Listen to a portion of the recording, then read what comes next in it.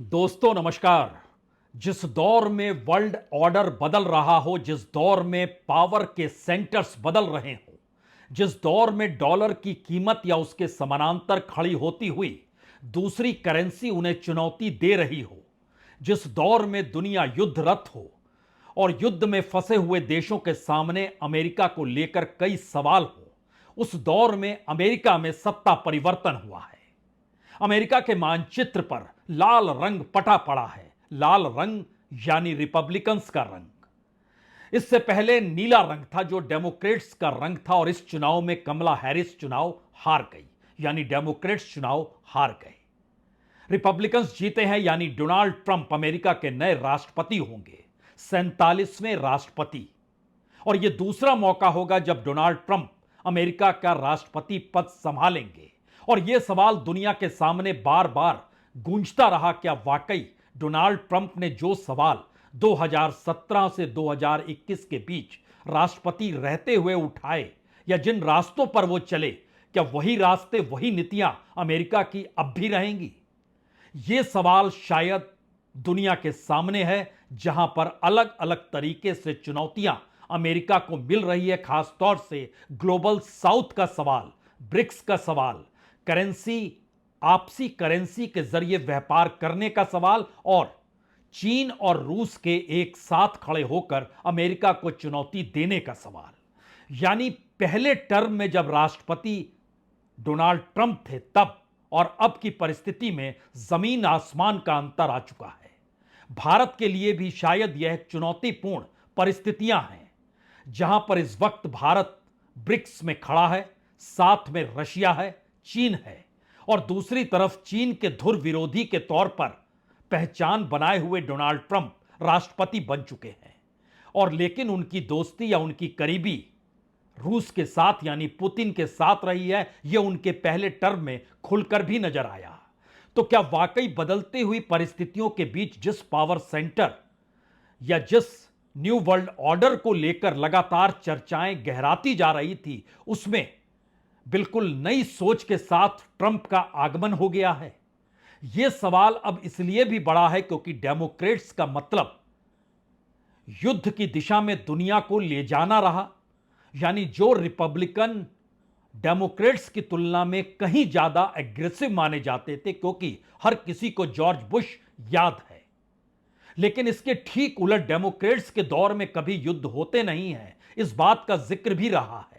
लेकिन यह भी पहला मौका है कि पहले बराक ओबामा, उसके बाद बाइडेन, बाइडेन जो उपराष्ट्रपति थे वो राष्ट्रपति बने, और बाइडेन के पीछे बराक ओबामा ही अमेरिका को चला रहे थे, यह भी बात खुलकर आई। बाइडेन के दौर में उपराष्ट्रपति रही कमला हैरिस, और वो राष्ट्रपति पद के उम्मीदवार के तौर पर सामने आ गई, और उनके लिए प्रचार सबसे मुखर तौर पर बराक ओबामा ही कर रहे थे। इसीलिए यह सवाल अमेरिकियों के बीच भी रहा कि बराक ओबामा की अमेरिकी नीति क्या इस दौर में अमेरिका को फेल कर दे रही है? इसीलिए डोनाल्ड ट्रंप ने जिन जिन सवालों को उठाया, वो सवाल आर्थिक नीतियों से जुड़े थे, वो सवाल प्रवासियों यानी इमिग्रेंट से जुड़े थे, वो सवाल टैरिफ से जुड़े थे, जो दुनिया का माल अमेरिका में आता है और अमेरिका का माल दुनिया के अलग अलग देशों में जाता है, उससे भी जुड़ा था। यह सवाल H-1B वीजा, जो कि रोजगार की दृष्टि से जो बाहर के देशों के लोग अमेरिका पहुंचते हैं उनको लेकर रहा, और इसमें खास तौर से भारत की तादाद वहां पर सबसे ज्यादा है, इसलिए कहीं इस नीतियों का प्रभाव भारत पर भी पड़ा। लेकिन अमेरिका और भारत के रिश्ते डोनाल्ड ट्रंप के दौर में शायद सबसे नजदीक के रहे। प्रधानमंत्री मोदी की पूरी कार्यशैली या उनकी विदेश नीति इस लिहाज से भी आगे बढ़ती हुई उस दौर में दिखाई दी जब लगा ऐसे कि एक वक्त भारत कहीं नाटो सदस्य के तौर पर तो काम नहीं कर रहा है, लेकिन इस वक्त परिस्थितियां बिल्कुल उलट है। और आज जब पहला भाषण देने के लिए चुने जाने के बाद डोनाल्ड ट्रंप सामने आए, तो उन्होंने बहुत साफ तौर पर कहा कि यह एक राजनीतिक जीत है जो हमारे देश ने पहले कभी नहीं देखी, ऐसा कुछ भी नहीं है। मैं आपके 47वें राष्ट्रपति और 45वें राष्ट्रपति चुने जाने के असाधारण सम्मान के लिए अमेरिकी लोगों का धन्यवाद देना चाहता हूं। उन्होंने पहले भाषण में कहा कि प्रत्येक नागरिक मैं आपके लिए, आपके परिवार के लिए और आपके भविष्य के लिए लड़ूंगा। हर दिन मैं अपने शरीर की हर सांस के साथ आपके लिए लड़ता रहूंगा। मैं तब तक आराम नहीं करूंगा जब तक हम एक मजबूत, सुरक्षित और समृद्ध अमेरिका नहीं बना लेते, जिससे हमारे बच्चे हकदार हैं और आप जिसके लिए हकदार हैं। ये वास्तव में अमेरिका का स्वर्ण युग होगा। इस वादे और दावे के साथ डोनाल्ड ट्रंप ने अमेरिका के राष्ट्रपति पद पर चुनावी जीत के बाद पहला संवाद बनाया।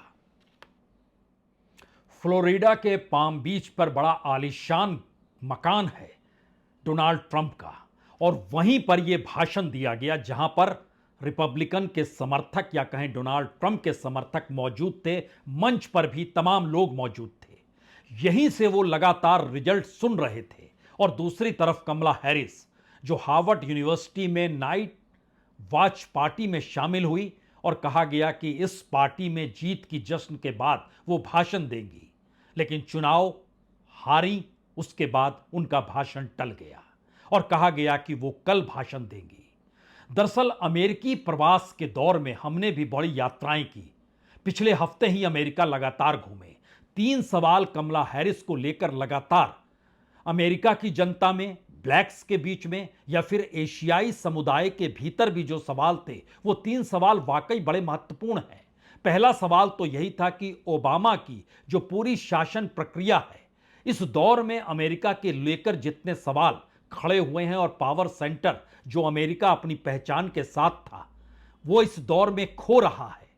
तो क्या वाकई एक बार फिर कमला हैरिस को जिताकर ओबामा की अमेरिकी शासन नीति को रहने दिया जाए? यह सवाल पहला था। दूसरा सवाल, अमेरिकी समाज महिलाओं के हक में नहीं है।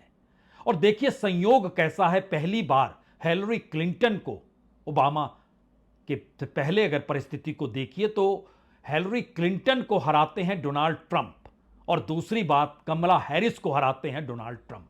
दोनों बार उन्होंने महिलाओं को ही हराया।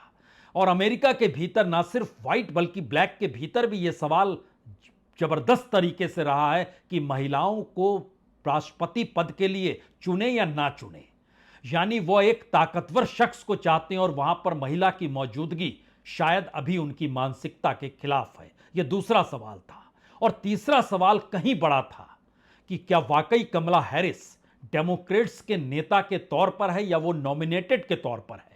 यानी वो उपराष्ट्रपति थी तो फिर राष्ट्रपति पद की उम्मीदवार बन गई, या बाइडेन उम्र के लिहाज से और जिस तरीके से वो भूल रहे थे और उस दौर में जितना मैस अमेरिका के जरिए दुनिया में हुआ, उन सारी परिस्थितियों में उपराष्ट्रपति पद पर तो कमला हैरिस ही थी। यानी एक नेता का उदय उन्होंने कमला हैरिस में नहीं देखा, उसको एक नॉमिनेटेड नॉमिनी के तौर पर देखा जो राष्ट्रपति पद की उम्मीदवार है।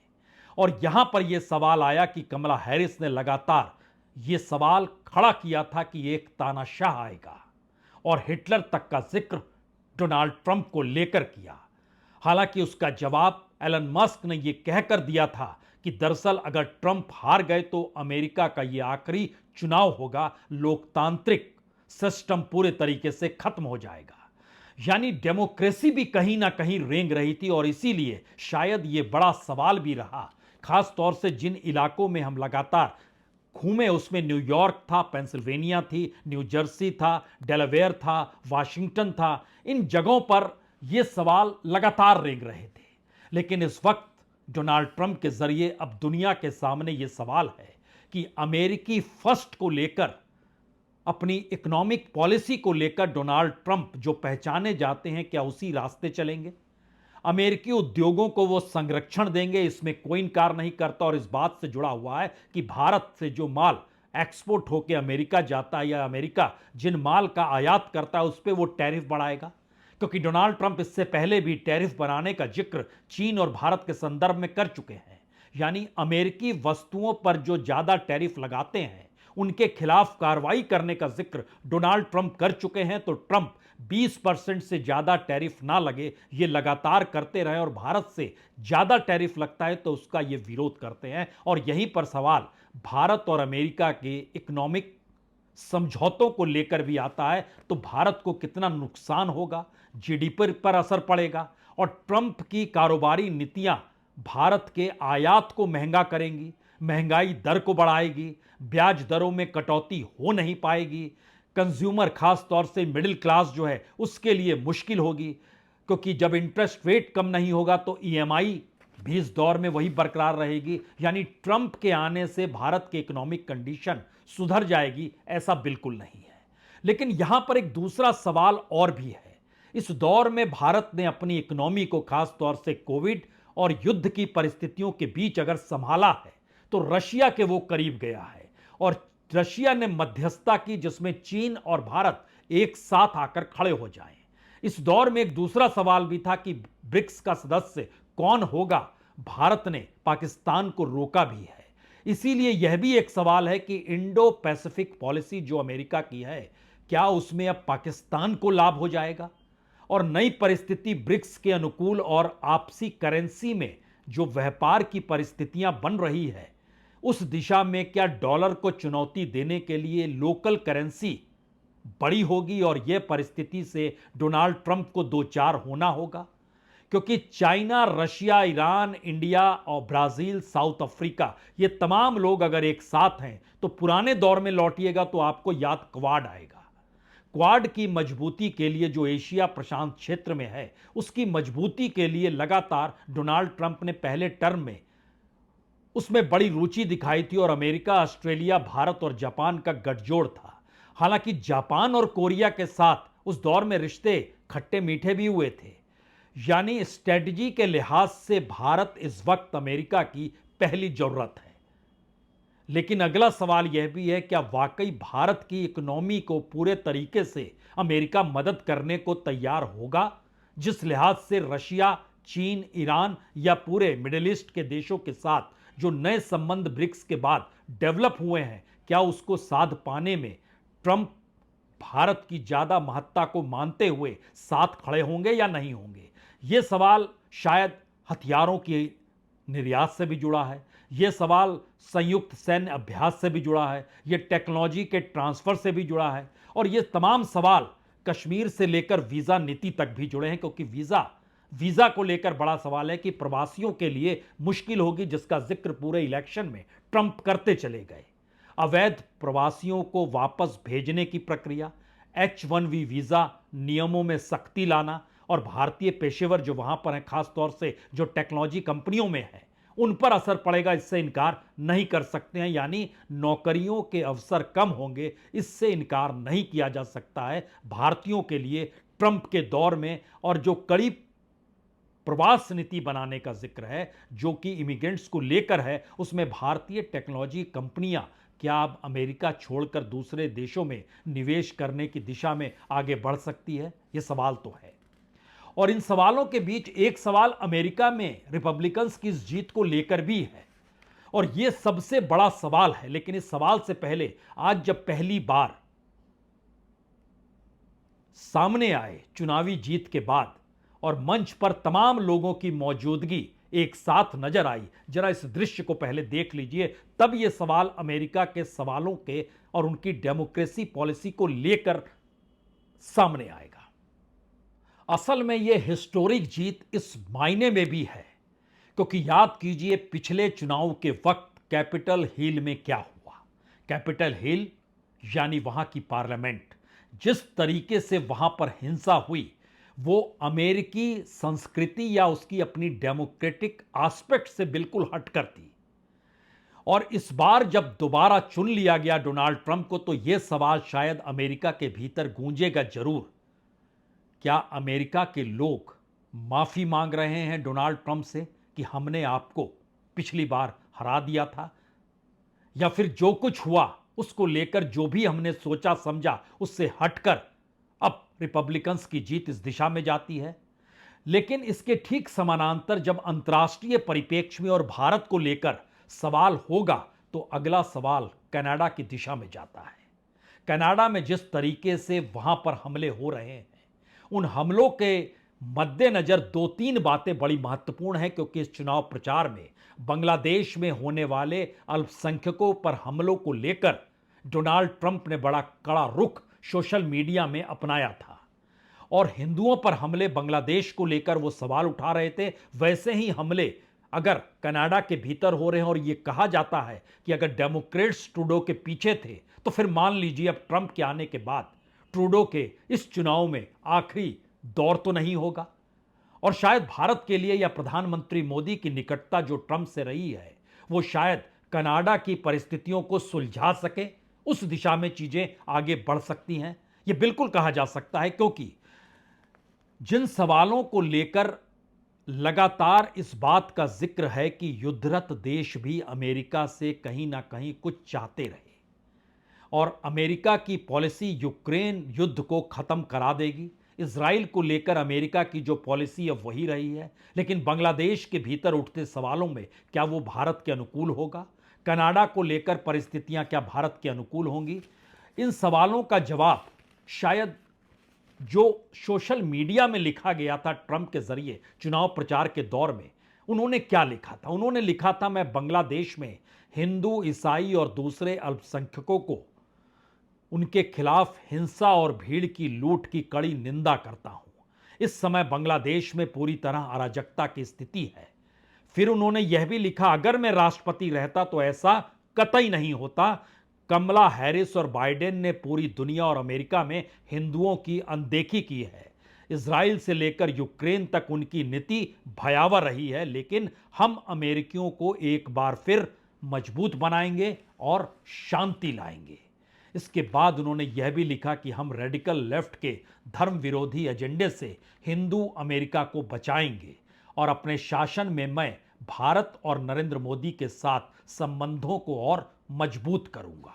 यानी ये मैसेज बहुत साफ है कि ट्रंप का आना मौजूदा मोदी सरकार, सत्ता और भारत के लिए डेमोक्रेट्स की तुलना में कहीं ज्यादा अनुकूल है।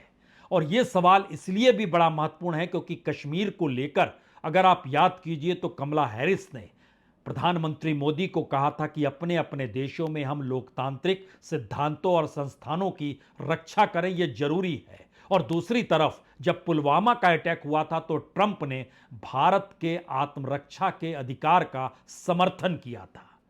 अब यहां पर सवाल भारत और चीन और रशिया को लेकर खड़ा होता है कि ट्रंप अब इसमें से रास्ता कैसे निकालेंगे, क्योंकि चीन को रोकने के लिए उनके पहले टर्म में भारत सबसे मुफीद पार्टनर था।